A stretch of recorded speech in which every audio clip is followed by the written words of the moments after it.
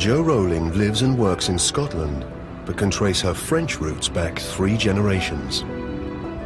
My mother's father's father, Louis Volant, married an English woman, and I know the marriage failed. I know something about his war record. He was very brave in the First World War. I don't know all the details, but I know he was awarded the Légion d'honneur. In 2009, Jo herself won the Légion d'honneur, France's highest honor, for her services to world literature. I made my speech in French, and it was an opportunity to speak about Louis. Mon arrière-grand-père était français. Il s'appelait Louis Volant.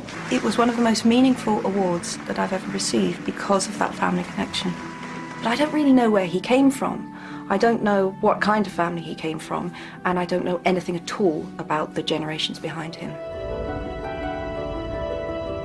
Jo has decided to start her search into Louis Volant and her French roots in the Scottish capital. I'm going into Edinburgh to see my Auntie Marion, who's staying with friends here, and she's my mum's big sister, and she's the last link to the French family. She was born a Volant, that's her maiden name. Hello! Hi, darling. How are you? Lovely to see you, Katie. Marion Fox is Jo's maternal aunt and the daughter of Stanley Volant, the youngest of 4 children born to Jo's great-grandfather, Louis Volant, and his wife, Lizzie. Right. Marion has brought the family's collection of letters and photos to show Jo. I'm very excited. This is the famous wedding album. So this is your wedding to Les? This is wedding to Les. So this is me with my 18-inch waist. Your 18-inch and Les with waist. hair. Tiny. There's Mum. Oh. Yeah. We had that dress for dressing up. It was pale blue. That's right, yep. Oh. This is Lizzie, your great-grandmother. She was lovely. Was she? She taught me my prayers, she cuddled me. She was a natural grandma. Oh. You know, she was really gorgeous. So Lizzie married Louis. Have you found Louis? Yes, there's some here. Have a photo of Lizzie. Oh my He's God, incredibly I've handsome, never isn't he? seen that before. It's gorgeous, isn't he? This is Louis' good conduct certificate. Right. This is from National Service, is it? Yes. And look at this, Jo. Was he Born on your birthday. He was born on the Exactly 1st the of same July. day, yeah. Oh my God. How bizarre. Same date as me and Harry Potter. That's right. And he was born in Paris. In the 10th arrondissement. Wow. And I think this is a photo of his mother. Oh my God. And her name, would you believe, is Salome Chouk. Yeah, So- very strong-featured lady. What do you know about her? Very little. Just that she grew up in the countryside in France. Right. So when did Louis arrive in England, and why did he come to England? We know he came over in the 1890s, and he worked over here as a waiter in a place like the Savoy. And he was Classy Oh, joints. classy joints. Classy joints. And that's where he met Lizzie, who was working as a nursery maid for a family off Marble Arch. Oh, wow. Have a look at these. They're all letters that Louis wrote Lizzie over the years, right from when they first met. Wow. They made me cry. They are so lovely. dearest Lizzie. And everything is, my dearest Lizzie. This was written about 1896. Right. And he was having to go back to Paris to do his national service. Now, darling, just have a little more patience. Think this shall be one of the last letters I am writing to you. So with all my fondest love and kisses to my dearest Lizzie, from your own forever, Louis. P.S. Write soon, Liz. Time will fly now. Now, ta-ta, my love. Oh, it's lovely, isn't it? It's so sweet. And that is Lizzie and Louis' wedding photo. Oh, you can see what they saw in each other. Oh, yes, yeah. She was 25, he was 22. So he was very young, wasn't he? Very young. Now, this one is the first family baby photo taken when Marcel was born. In 1901, I think it was. Right. It's actually very touching because you know the marriage didn't work out. That's right, yeah. So when did Louis leave the family? I don't know. It was always a bit of a mystery. Louis had gone back to France for some reason or other, and Lizzie wouldn't go over and join him. She wouldn't pack up everything and go to France. Right. So they split. After that, we haven't got any family photos. Yeah. But we've got this from the First World War. This Oh is, my yeah, goodness. this is His identity card. Wow. Wasn't there a photograph of him wearing the Légion d'honneur? No. This was the only thing we had from his effects that we found. the buttonhole badge of the Legion of Honour, but not the medal. Isn't that wonderful? Gosh. I would love to know what the citation was for him being awarded that medal, because I feel he did something very brave and sadly we don't know what it was. And I'm proud of him. Yeah, me too. Wow. And where is he buried? I don't know where he's buried. We don't know where he I is. don't know anything else because there was no funeral service that anybody attended that I ever heard of.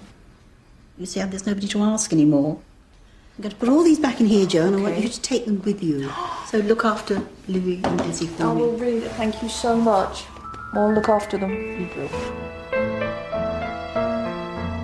I feel this weird pull towards Louis. He left France to go to London, a massive city that's also a foreign city, so he's an immigrant. That's very gutsy. And then I found the letters so moving. This very young man writing to his English girlfriend. And Marion's told me he was a waiter and he worked at the Savoy, so I'm going to London.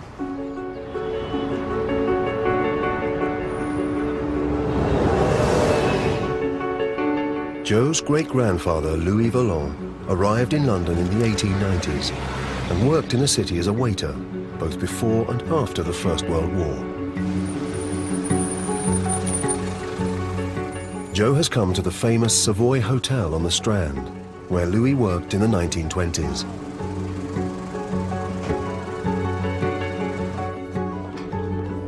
She's come to meet social historian Constance Bantman, who's been researching Louis's life in London. So we are here at the River Restaurant of the Savoy, which is where Louis worked between 1919 and 1927. And this is the restaurant in action. Wow. I love this. It's so 1920s. It's so glamorous.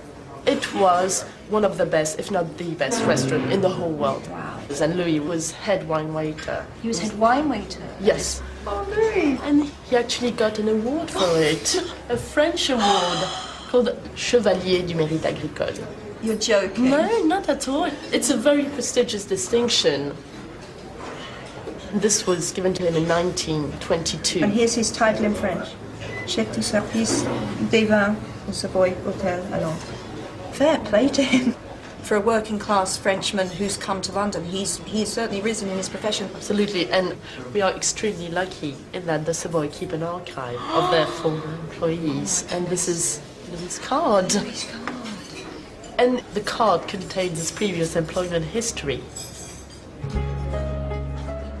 Louis' employment card reveals that to get to the Savoy, he had worked his way up through the ranks of his profession since his arrival in London in the 1890s. Political instability in France and cheaper cross-channel transport encouraged many young French men and women to seek work in the English capital. By the turn of the century, there were tens of thousands of poor French immigrants crammed into a part of Soho known as La Petite France. Many sought work in the city's flourishing restaurants. Louis' card records that he was taken on as a junior waiter by the fashionable Prince's restaurant in 1899. This is a Prince's restaurant. You can see very, very rich, very opulent surrounding. Wow. You can Where is this? This is just off Piccadilly. It was really? a very nice place run by French people. Would he have made more money here than he would have done in Paris, say? Yes. Here, a French waiter had this immense cachet. So these kind of places were looking for Frenchmen. Exactly. Yeah. The Prince's restaurant was catering to the theatre crowd, so it closed at impossible hours, and this would have been a demanding job. Yeah. I've got this letter, and this is from, see, it's headed the Prince's Restaurant. He's writing to his wife, Lizzie. She's gone back to her parents' house in Norfolk, and he says, "You asked me to try and come over next Sunday. Indeed, I believe you struck it unlucky, for we have a dinner of 60 Frenchmen, and they have got a licence. So it's no use thinking about it for a moment." But So he couldn't see his wife because he had to work late. yes, and that's obviously one of the striking features. It was a hard life. Yeah. Louis would have been working until 2 or 3, 6 days a week. Right. Yes, very, very difficult lifestyle. Yeah. And he earned probably about 40 shillings a month, which works out to be about £80 in contemporary terms. And he was supporting, by the time that letter was written, he was supporting a wife and child on that as well. Exactly. And we can imagine the strain there was not much time for married life. If we look at the following census, in 1911, you see 1911. there. So we've got Lizzie is listed first as wife, and then that's been crossed out and put head, as in head of the family. So the marriage had already broken up in 1911. And Stanley, my grandfather, is only one. It makes me feel really tearful. And so he'd gone. And here he is. Louis Volant. He's 33. He's still married, but they've separated. He's now living in 6 Upper James Street in one room. It's so sad. I find what he did, coming across from France as a very young man, and then working his way up to pretty much the head of his profession, admirable, just so admirable. But when I saw the census where they were living apart, I felt like it was happening now. And I think the most poignant moment of all was her writing in I'm a wife, and someone else crossing that out, no, you are now the head of the family. You know. And then shortly after that, 1914, Louis was off to war. 3 years after the breakup of his marriage, and 20 years after his arrival in England, Louis Volant was called up to serve in the French army at the outbreak of World War I. I know that he received the Légion d'honneur for his actions in the First World War, but I don't really know what happened to him. Jo has decided to travel to Paris to discover how her great-grandfather became a war hero. Among the letters Marion gave her are some that Louis wrote to his estranged family during the war. Dear Lizzie and children, hope you're all getting on well. No change here for me. Still, it's all a case of luck. Love and kisses to all. From Papa. 1915, which makes him 37, which is quite old to be going off to war. Actually, in that photograph, I think he looks older than 37. It says he was an interpreter, and there's various past stamps, but really nothing else really tells me much more about him or what he got up to.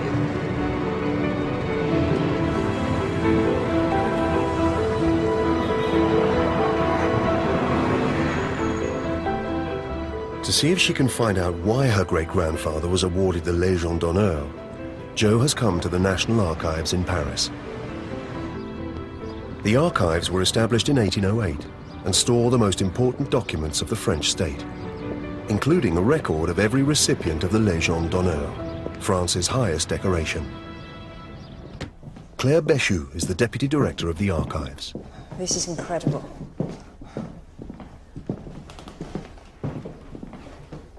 It's actually the Hogwarts Library to me.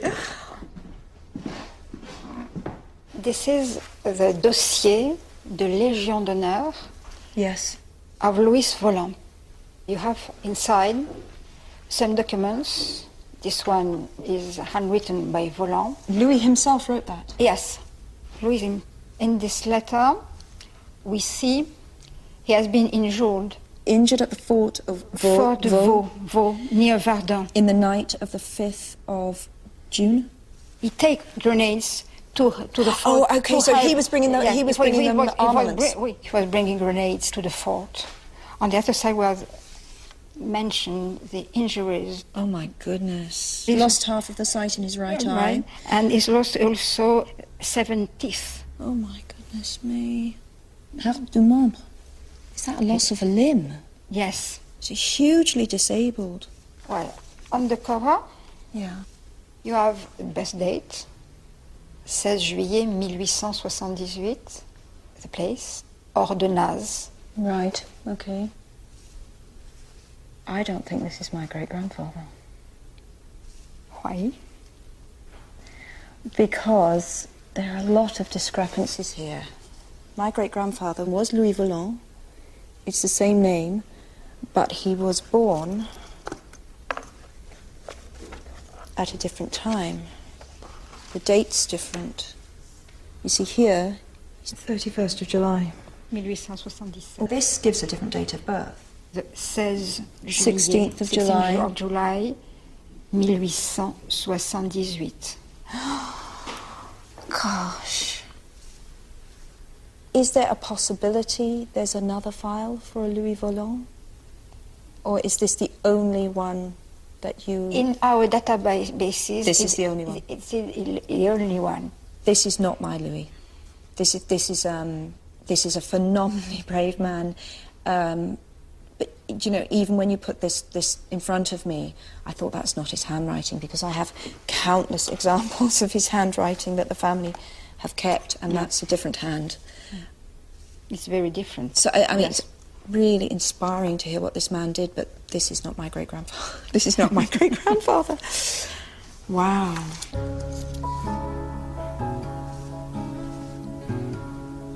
I've discovered the man who won the Légion d'honneur was not the same man as my great-grandfather. So this family story, where did this come from?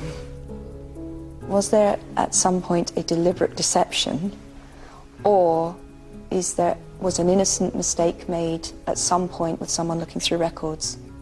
And I still don't know what really happened in Louis's war. I know what happened in another Louis's war, a very, very brave Louis, but I don't really know what happened in my Louis's war. So I want to keep looking, I want to find out. It's a strange feeling because I do keep thinking about my mum. I think she would have been fascinated by this, just fascinated. I think she'd have even been fascinated to know it wasn't true. The story she believed wasn't true. She'd have so wanted to know. The Château de Vincennes is a 14th century fortress on the outskirts of Paris, which holds all the historical records of the French armed forces stretching back over 400 years. Joe has arranged to meet military historian Captain Ivan Cadeau to find out what really happened to her great-grandfather during the First World War. Hello. Hello. You are Ivan. Yes, I'm Captain Cadeau. Nice to meet you. Hello, Captain Cadeau. Thank you Please. very much. Thank you. My great-grandfather was a man called Louis Volant, and I was told that he received the Légion d'honneur, and my aunt gave me this. Now, she seemed to think that this confirmed the story of the Légion d'honneur. I wasn't sure because I have been given the Légion d'honneur, and I have nothing like this. I know this sort of award. It's a society or trade union award. So it's a trade union badge. Yes. But it's not a military award. All right, that I'm makes... sorry. No, it makes perfect sense. That makes perfect sense. This is definitely my great-grandfather. Okay, look at the number. 782. 782. And look at this 782. You've got him. This is your great-grandfather. 31st of July. Okay. My birthday, you see. So, Louis Volant was in the 16th Territorial Regiment. And territorials were soldiers aged between 35 and 40 years. Their jobs was absolutely not to fight, Right, okay, yeah. but to guard highways, roads, or bridges. Right, I understand. They had only 15 days training. It was 15 very, days. very few. We know that your great-grandfather was in this very small village called Courcelles-le-Comte. Yes. In October 1914, Yeah. there was a great battle there.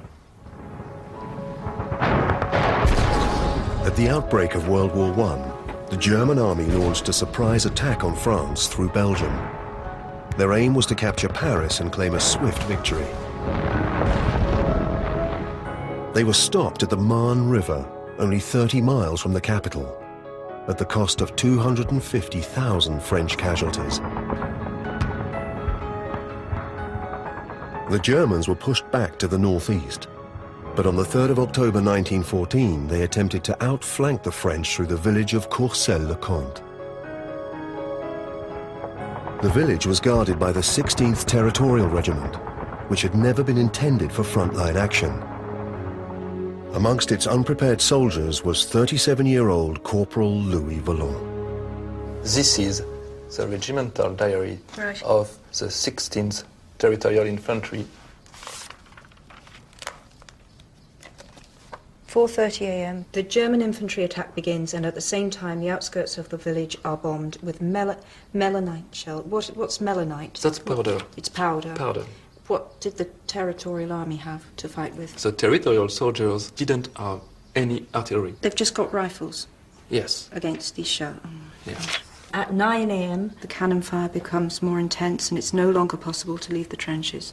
Oh, this is so ominous. This is horrible. The opposing infantry has advanced quickly to the northeast, east, and southeast and are approaching the outskirts. During this action, Major Denou is shot through the neck, and Captain Goubet is injured by a piece of shrapnel to his head. At this point of the battle, most officers are killed or injured. Okay. The enemy's constant gunfire causes heavy damages to our lines, which has a demoralizing effect on all the soldiers who have already endured 5 consecutive nights and days of bombardment. Nevertheless, the 16th Regiment courageously resists until 10:25. Yes. Oh my God. After 7 hours of German attack, and having suffered 800 casualties, almost a third of its strength, the 16th Territorial Regiment fell back from Courcelles, leaving a small platoon to cover their retreat. One of these men is your great-grandfather, Louis Volant. This is service record.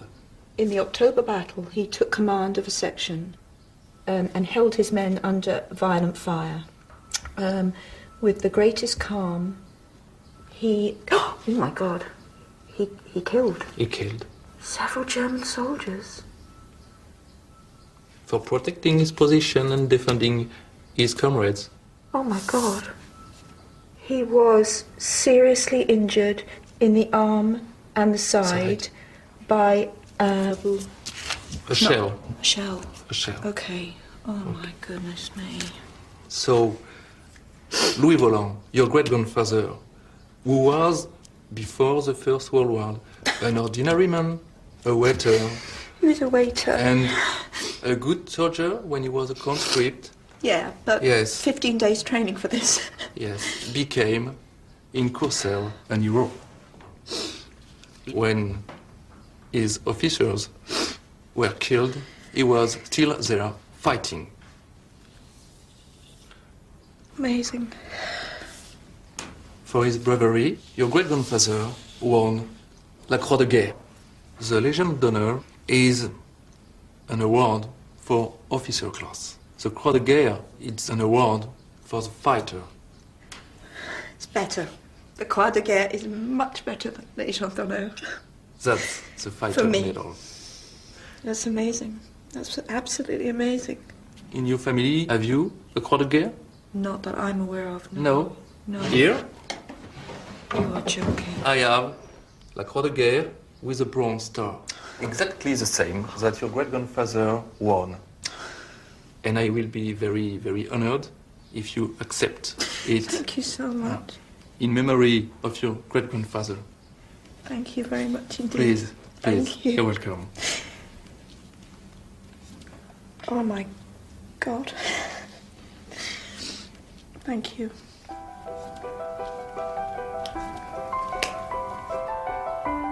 I now understand how this happened. We have 2 men with the same name who really were war heroes. My great-grandfather's gone back to defend bridges and roads, and then he finds himself in the middle of this incredibly bloody battle. And my Louis, who was a waiter, and a very ordinary, but to me not an ordinary man at all, he leaps into action. I've always been most impressed with bravery against the odds. You know, bravery when it looks like you're beaten, bravery when, okay, we're all gonna die, but let's go down fighting. And that's what he did.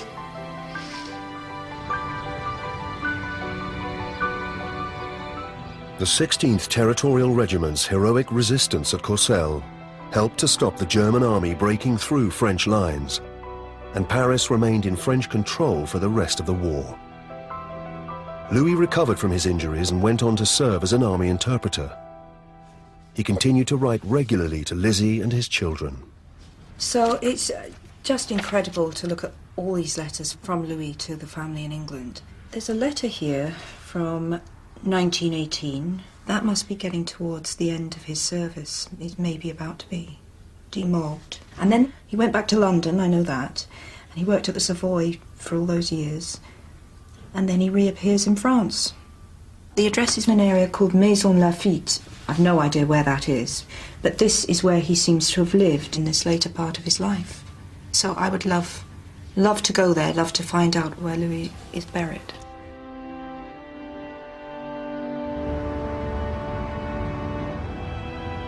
In the early 1930s, Louis left England and his family for good, retiring to the quiet town of Maison Lafitte just outside Paris.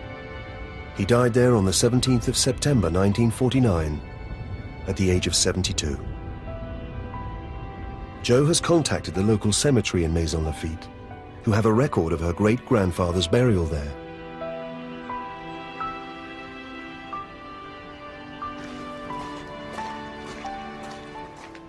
Cemetery attendant Max Wiedemann has agreed to show her Louis' resting place. Nous allons tourner à gauche. Je vais vous montrer, on va y arriver là. Jo is the first member of her family to visit Louis' grave. Voilà. Il est ici. Voilà, Monsieur Louis Voland repose dans la fosse commune. Pourquoi? Alors il a, au bout d'un certain nombre d'années, comme les personnes ne se manifestent pas, la famille et tout, les corps sont exhumés. On fait ce que l'on appelle des réductions de corps. Et donc il a été réinhumé dans un ossuaire, dans une fosse commune. Je suis désolé pour vous. Louis was put in a communal grave, which is a horrible shock. Il y a combien de personnes sont ici? On n'a pas de nombre exact, on n'a pas de nombre, parce que c'est une fosse commune, c'est un ossuaire en fait. I asked him how many people are in this grave, because immediately I think, well, fine, you know, I want him out of there and I will make sure that he's buried properly. But they literally don't know how many people have been put into this communal grave, so finding Louis' remains could be very difficult. Louis was originally buried in a single plot, but as the cemetery became overcrowded and none of his relatives could be traced, his remains were moved in 1968.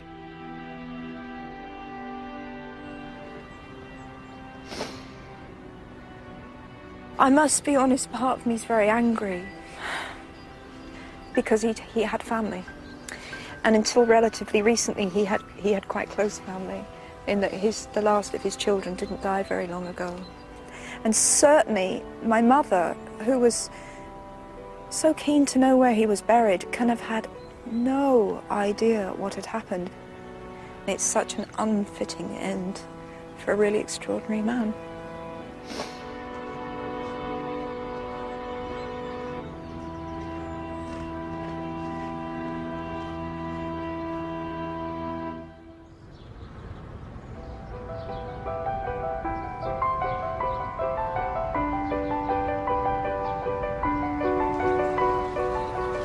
Yesterday was traumatic. I expected to walk into that cemetery and have I suppose, a satisfying full stop. And it wasn't neat and satisfying at all. It was quite disturbing to me. So I don't want this story to end there. I want to find out more. Jo knows that Louis was born in Paris's 10th arrondissement in 1877, and that his mother was called Salome Chouch. To see if she can find out more about Salome, she's come to the Paris Hospital archives where the birth records for the city are held. Genealogist Karen Tardy has agreed to help Jo with her search. Hello. Are you Karen? Yes. Hi. Karen. How do you do? I'm Nice Jo. to meet you. Pleased to meet you too. All the birth certificates are organized by date. Right. Enter the number of arrondissement 10th arrondissement. and the date, July 07. 1977. Yes, perfect. Recherché. Yes. So we're looking for Volant You can zoom with this. I With see, this. Yeah. yeah, We're in July. Yes. Le 31 juillet. 31 juillet. But there is no Louis Volant in this No. page. Schuch. What's Salome that? Schuch, that's him. That's his mother's name. Is mother there? So this must be him. Yeah. Louis, male child, born yesterday, Born yesterday. at 7 o'clock in the morning, son of Salome Schuch, who is aged 23 years, domestic She was a servant. servant. But it's not Louis Volant. It's Louis Schuch. He was not born Louis Volant. Yes. There is no name father. There's no father. Oh my goodness. We have a pregnant servant. A pregnant unmarried servant. Under 19th century French law, unmarried mothers like Salome had to legally acknowledge their illegitimate children if they intended to keep them. Oh, I see a Louis. Louis. Yes, Salome Schuch. Yes. 23-year-old servant recognizes her natural son, Natural Louis. son. I had high hopes of Salome. I didn't think she was going to abandon her son. And we have not the name of the father. And no name of the father. She signed. And she signed, that's her Yes, signature. this is the signature. Karen has found more information about Salome in the hospital's admissions register. Oh my goodness. Shush. Salome Schuch, age 23, servant. She's single. She's single. As are all these women, and they're all single. Lots and lots of entries like that. Yes. It was very common in Paris at this period. 30% of Parisian babies are illegitimate. Really? Wow. So she was in hospital for 8 days. 8 days. And as a servant, she was probably living with the family she was working for. Probably. Right. So she's living in Rue Clausel, number 19. In the 9th Ninth arrondissement. arrondissement. Is that quite near here? Yes, it's not so far from here. I'm very intrigued about Salome Schuch. She was a servant, probably a maid, I'm assuming. And we've got an address for where I think she was living and working when Louis was born. So I'm interested to see that house and know where she was at this time. Jo has discovered that as a young woman, her great-great-grandmother, Salome Schuch, worked as a maid in the north of Paris. To find out more, she has arranged to meet historian and writer Marlowe Johnston. Hello, are you Marlowe? I am Marlowe. I'm Jo. Hello, Jo. How do you do? This is number 19 Rue Clausel, where your great-great-grandmother lived. Right. Shall we go I'd in? love to go in.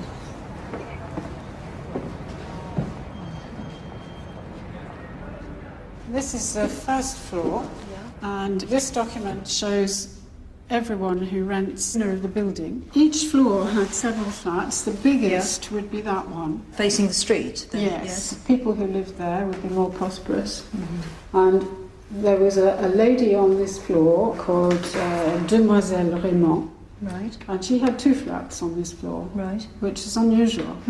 Now, she would need a maid. The people in the tiny flats wouldn't need a maid. The concierge downstairs would do any bits that they needed. So if Salome was the maid, what sort of duties would you expect her to have performed? If she was the only maid, she would be doing cooking and cleaning. She would have to fetch and carry coal, fetch and carry water. Hard physical work. It would certainly be hard work. It's just the strangest feeling to think she walked these stairs. Yes. This is where she would live. Oh my God. 1, 2, 3, 4. It's incredibly cramped. They were tiny, these rooms. They would hold a bed and perhaps a little washstand and no more. She would come down in the morning to do her work and she would go up at night to go to bed. That would be it. It was just a bed to sleep in. It was nothing else. Domestic maids like Salome were near the bottom of the economic and social scale in late 19th century Paris. As well as earning less than other working women, they were often forced to work longer hours and had little protection from abusive employers. By 1880, domestiques also accounted for more illegitimate births in the city than any other profession. If a maid fell pregnant, I'm assuming that wouldn't be something she'd want to advertise to her employer. She would conceal it. If she felt she had to say, or if it was particularly obvious, the chances are she would be dismissed. But in this building, she was pregnant, and she was going up and down stairs, and she obviously kept it up as long as she possibly could. Oh, Salome, what a life.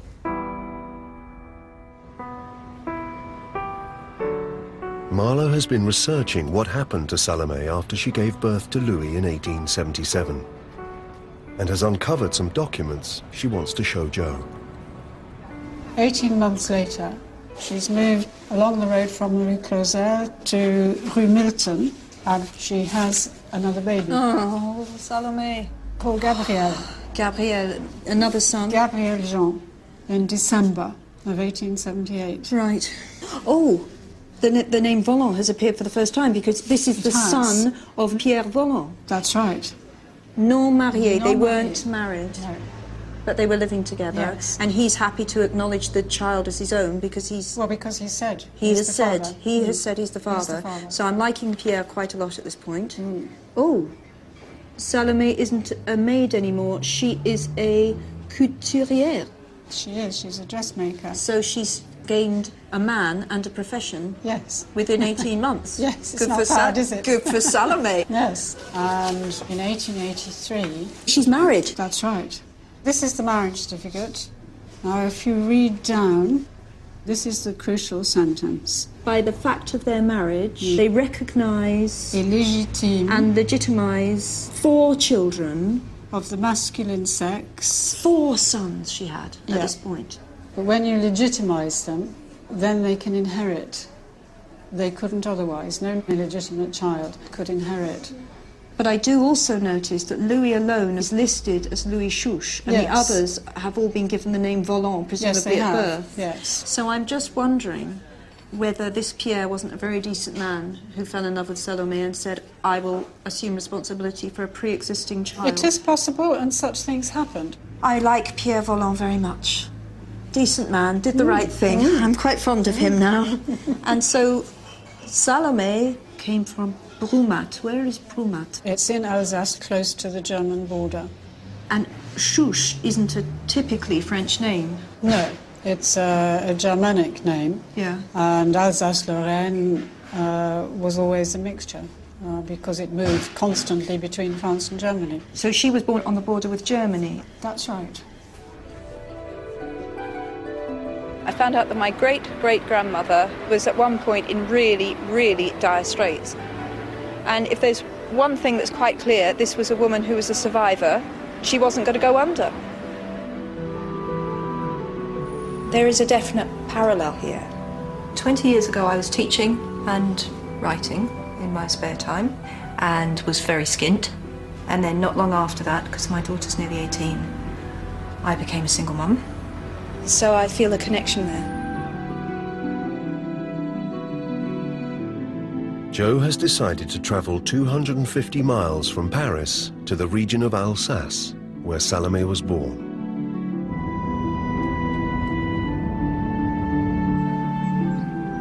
It's a rich agricultural area which forms part of France's border with Germany and has been the cause of many brutal conflicts stretching back 1,000 years. The village of Brumat lies only 10 miles from the German border. To look for information about Salome and her family, Joe has come to the town hall. Bonjour, you're Stephanie? Yeah, it's me. Hello. Hello. How do you do? I'm fine, thank you. Stephanie Fisher from the mayor's office has agreed to help her. So you know that I'm looking for my great-great-grandmother, Yeah. Salome. I say Chouche, but it's Chouche. Chouche. It is Chouche. Chouche, yeah. Okay. So I have her marriage certificate here, and this has got the details of her birth.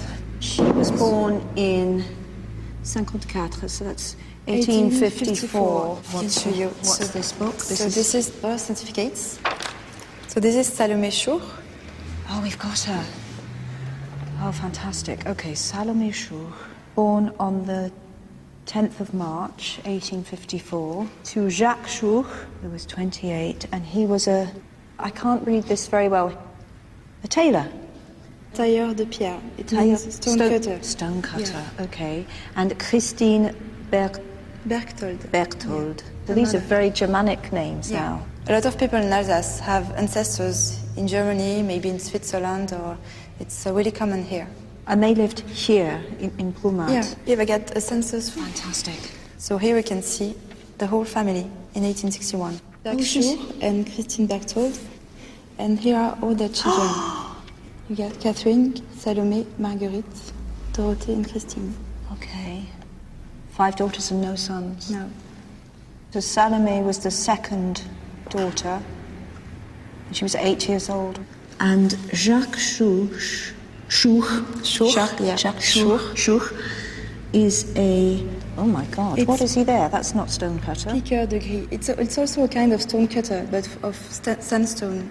So that doesn't sound like that would be a very lucrative profession. That he wouldn't. They weren't so wealthy. So quite poor. Yeah. And they've got 5 daughters. Yeah. Jo has learned that her great-great-grandmother, Salome, was the second eldest daughter of Jacques Chouch and Christine Berthold. The couple went on to have a 6th daughter, Madeleine, in 1861. But 4 years later, tragedy struck the family. This is the death certificate of the father. Here. Jacques Chouch died in 1865. Oh no, he was only 39. Yeah. So Salome lost her father when she was 12. Yeah. Oh God, how sad. That's awful. And there was also another baby. Here. Jacques Chouch. He was born after his father died. No, after his father died. Yeah, just 1 month after. So the mother was pregnant when her husband died. Oh, that's awful. So she's left a widow, presumably in her 30s, with 7 children. And she had no job, so it must be she really had no hard. job. Yeah. Oh, that's so sad. This is the death certificate of the mother in 1886. That's not a premature death. No, no. Thankfully. Yeah. Hang on. What's happened to the language here? We're suddenly into German. Yeah, the whole book is in German because this area in France was German. When did that change? Because we've been in France all this time. When did Germany take over? Since 1870, because of the Franco-Prussian War. Right. And have you got any documents to show what happened to the family while the Germans No, were... not here. Here we only have birth or death certificates. Only birth or death. Yeah. What I'm very struck by is how many single mothers I'm descended from in this line of the family. We had Lizzie, firstly, then we have Salome, and now we've got Christine, who's widowed in her 30s and has got 7 children. So a lot of women holding the families together here. And the other thing that's very striking is this sudden change from French into German. So I'm very keen to find out what happened to my family at the time when the Prussians were here.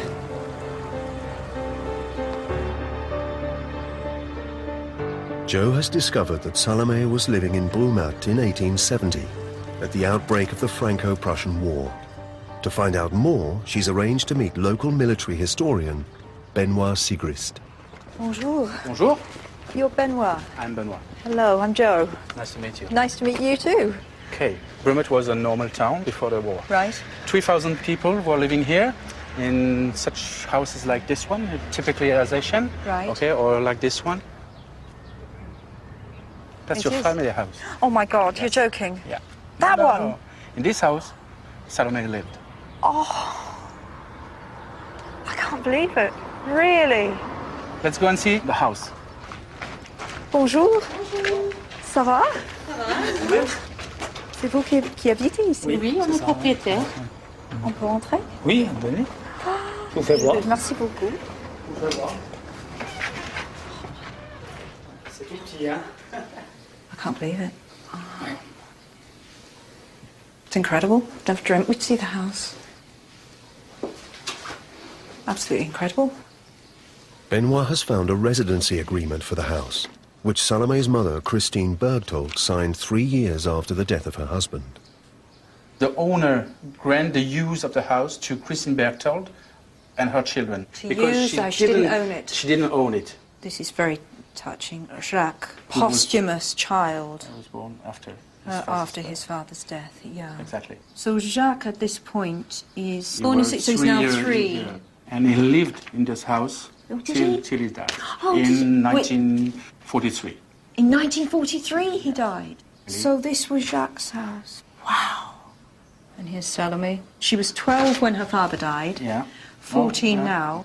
2.5 years later, the Franco-Prussian War broke out, 40 kilometers away away from Bremen. My family seems to have had a real talent for being wherever there was trouble. It seems like it's true. Everywhere I go, someone starts dropping bombs or firing shells. So at this time, did people in this area consider themselves French? They were very, very patriotic. And their allegiance was to France? Oh yeah, sure. In July 1870, when Salome was only 16 years old, simmering tensions between France and Prussia erupted into war.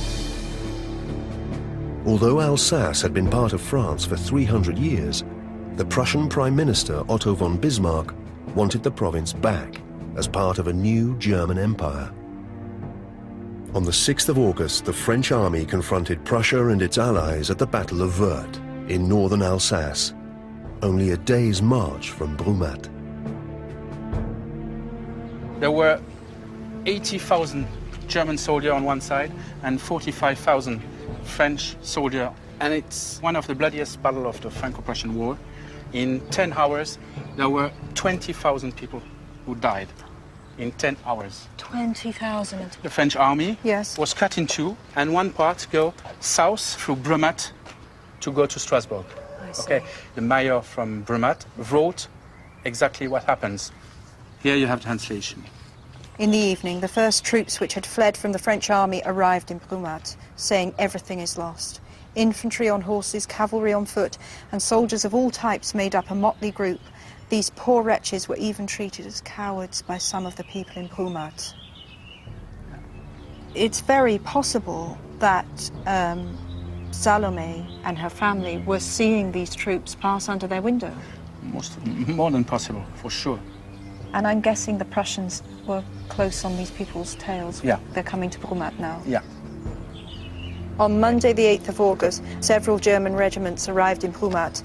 And Tuesday, oh my goodness, Tuesday, 18,000 soldiers arrived and camped nearby the Hochstädter house.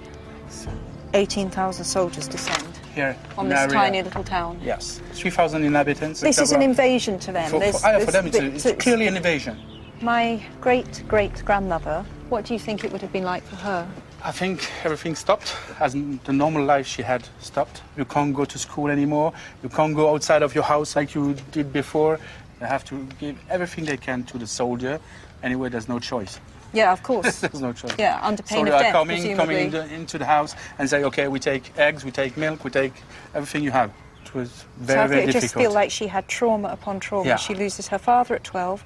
They have a very brief period of security. Exactly. And then the town's invaded. Yes, and the people here, and Salome also, I think, and her mother, absolutely don't know what will happen at the end of the war. Every day. The fate of Salome and her family rested on the defense of the Alsatian capital, Strasbourg, where the remains of the French army had taken refuge. Using Brumath as their base, German forces besieged the city for 6 weeks. They fired almost 200,000 artillery shells into Strasbourg, destroying much of it and killing thousands of men, women, and children. Many of the German soldiers who died in the siege were buried in Brumath. At the end of the siege, 27th of September, everybody here in the area are in expectation what will happen on the 8th of October. The real announcement came, Strasbourg ist und bleibt deutsch. Strasbourg is and will remain German. German, exactly. Would it be true to say then that on the 8th of October, my family effectively became German? Not for sure.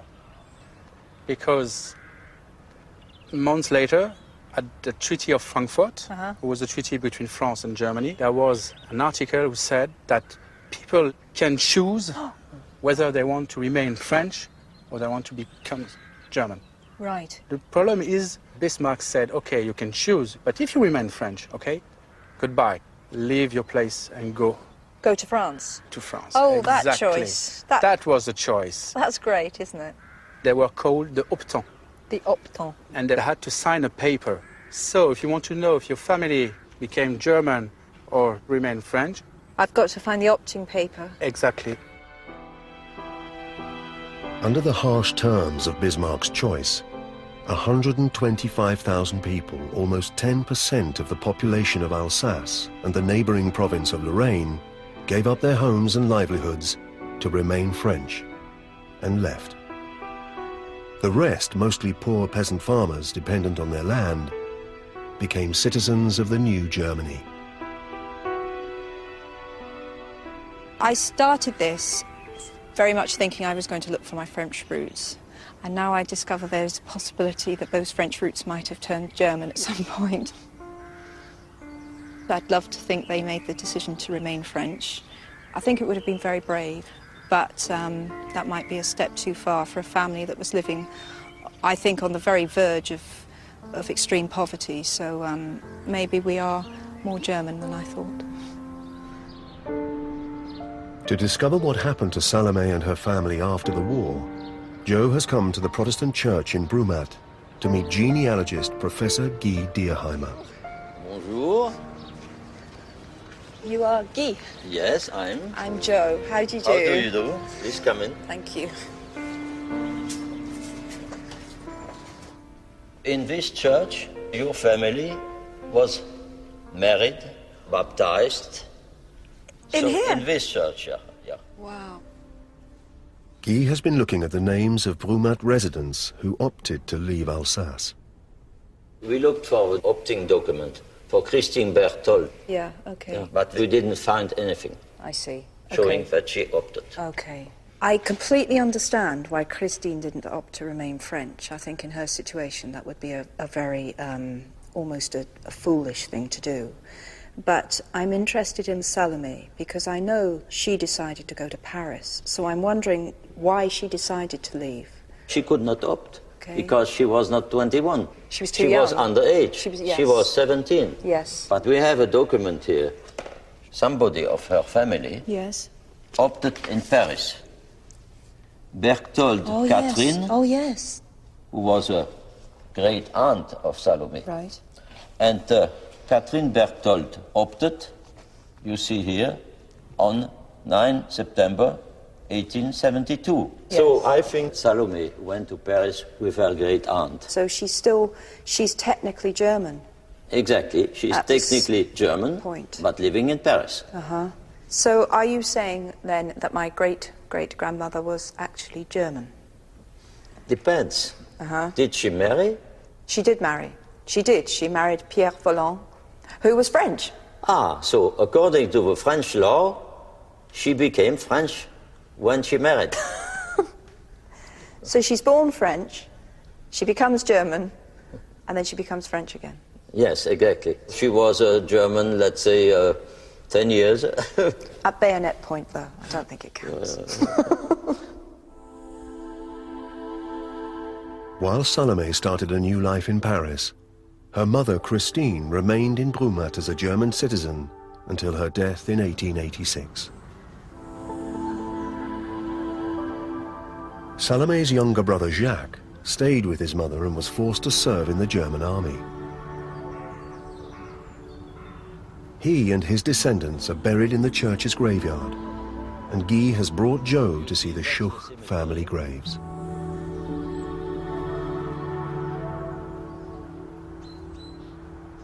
Bonjour. Bonjour. Bonjour. Ça va? Ça va bien? Merci. Et vous? Très bien. C'est le fils, it is the son of Guillaume Schuch. And Guillaume Schuch was the son of Jacques. Ah, okay. Jacques Schuch, the brother We're of cousins. Salome. Ah, yeah, absolutely. You are cousin.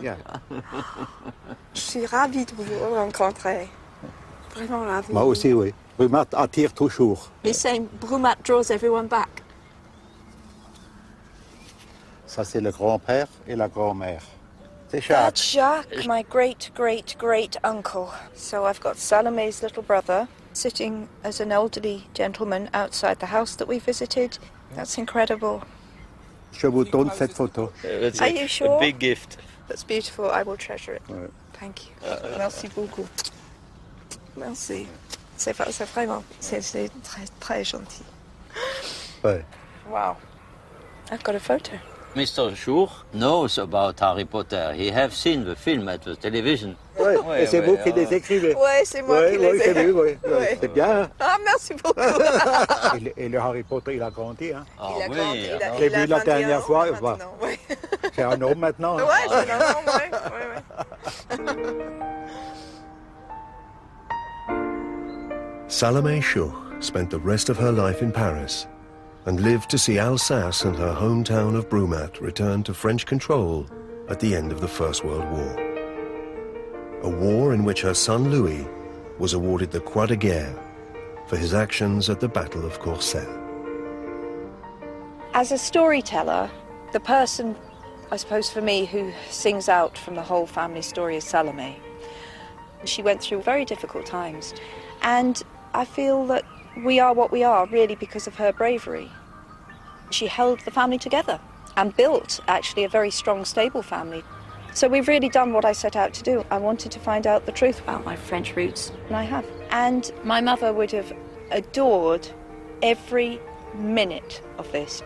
She'd have loved the whole thing, and it's been wonderful.